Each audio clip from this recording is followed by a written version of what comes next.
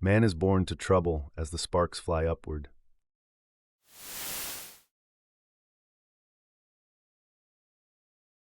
The variability in the clinical efficacy of opioids like morphine and hydromorphone remains poorly understood.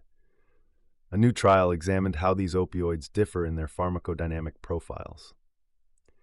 In this balanced crossover study, 51 healthy volunteers received a 2-hour infusion of either morphine or hydromorphone. The study compared the potency parameters and blood effect site equilibration half-lives of both drugs.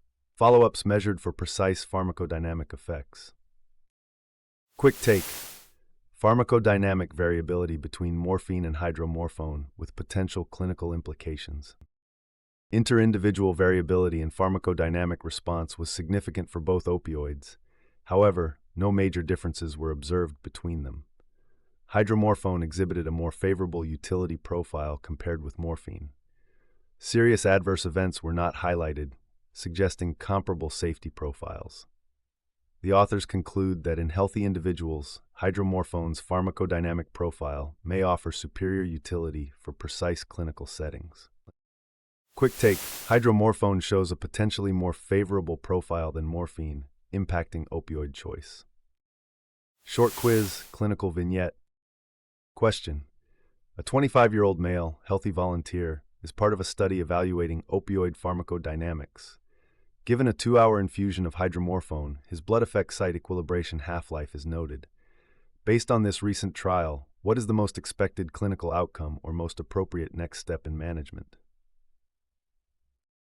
Option 1. Hydromorphone demonstrates lesser interindividual variability compared to morphine. Option 2. Hydromorphone exhibits a similar safety profile to morphine. Option 3. Hydromorphone is likely to provide a more favorable utility profile than morphine. Option 4. Adjust morphine dose based on pharmacokinetic variability.